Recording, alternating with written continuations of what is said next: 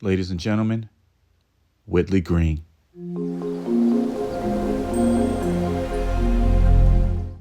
Hi, guys. Welcome back. Don't pay any attention to this stuff. Don't pay any attention to it. I know it's hideous, but trust me, it'll be a lot different in the future, near future, by the way. Look at the salvia. It's growing, looks great. You see the 4 rose bushes, they're gone. The middle salvia, I'm going to cut it down. The one on the right, I don't know what to do with it. Well, I know what to do with it, but I don't know if I'm going to do it now. Again, the rose bushes, they're coming over here. Don't look at this stuff. Don't look at it. I'm going to take care of it. It won't look like this much longer. Believe me. First things first, got to bring out the big guns. Now I got my tools, lawn bag, ready to go. Pulled weeds already. Got those legs to the in-ground lights in the ground. I know where to put the rose bushes. I've moved my way to the back. Well, at least I started in this area first. So let's move our way to the front. No matter what, this is all my fault. Had I started in March or April, I wouldn't be here right now. Moving forward, got to start early. Whole lot better. Much better. Look at it. Looks presentable. Had to get another lawn bag. Had a lot of mulch and weeds to get up. All right. I got my trusted bucket. So what I'll do next is open up the holes. And I got them lined up with the expansion joints. That's how I spaced everything out. And it worked out well. So keep that in mind. I already know I have to open up this hole for the rose bushes and for the shovel. So I got my scissors, did that.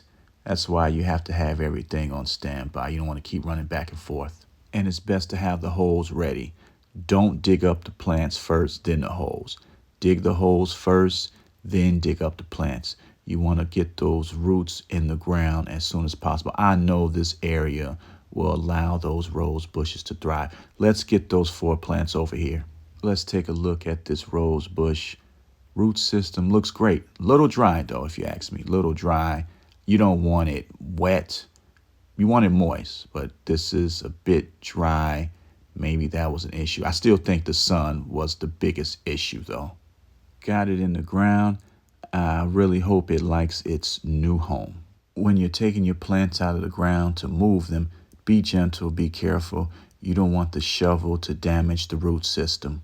Okay, all 4 in the ground. I'm sure they'll do well over here.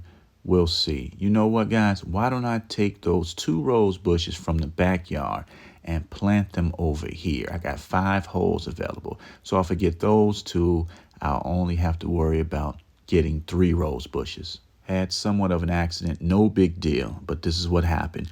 As I was transporting, planting, something fell off, a branch, stem, whatever you want to call it. Root looks good. This one as well. So I have these 2. You know what I want to do? I want to put them in one of these holes. So instead of worrying about getting 3 rose bushes, I only need to get 2. I think this will work. I think it'll work. Let's put them in the ground, see what happens. Maybe they'll grow. Maybe, maybe not. I'm sure they will, though. That was like a 2-for-1 deal. Okay, so those are in the ground. Got it from that one. So why don't we fill the next hole?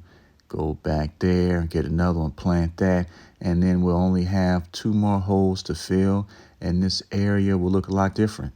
Couldn't have asked for more. This couldn't have turned out any better unless 4 more pieces would have fallen off the existing rose bushes. That would have been like the trifecta, so to speak. Anyway, I know these rose bushes will fall over and catch an attitude from moving them. That's okay, I'll deal with it. Meanwhile, I'll go shopping for at least 2 more rose bushes. You know what, guys? Feels good to finally get some work done. Okay, gonna clean up the marble chips over here, then make my way toward this area, do the same, eventually do some trimming too. It's the next day. Couldn't get any double knockout rose bushes, so I bought this Husky knee pad instead. Just trying to reestablish the hole for the in-ground solar light and remove any weeds and debris that doesn't belong here. I think this will work. This will do just fine. In addition to removing weeds and debris from this area, I have to secure the stakes because the moisture pushes the stakes up out of the ground, if that makes sense. You know what? I'm going to have to scalp the salvia. I was going to trim it, but I'll scalp it. It's growing a little too much. It's coming over into the marble chip area. So I'll scalp it and finish this up. It had to happen. I don't like it, but it had to happen. It'll grow. Trust me. They're resilient. Salvias, they grow fast. They love sun. Don't need a lot of water. You see that one? Did the same to that one. Now the mutant, I'm going to definitely do something about this. That's hideous. But trust me, it'll grow back just like that one. One thing I don't understand, every year I have to get more marble chips and add them to the marble chip area. It makes no sense. I don't remove any during the winter, so I don't get it anyway. Looks good. Looks a whole lot better. Let's finish up. Can't buy these in the city. No political commentary. No political commentary. You know, last year I put the top coat on first. You put the top coat on last. Remember that. I recommend that you wear goggles and a mask before you start using the spray paint. You should be able to see the difference. And the best part is you don't have to buy marble chips every year. Those bags are heavy and they can hurt your back.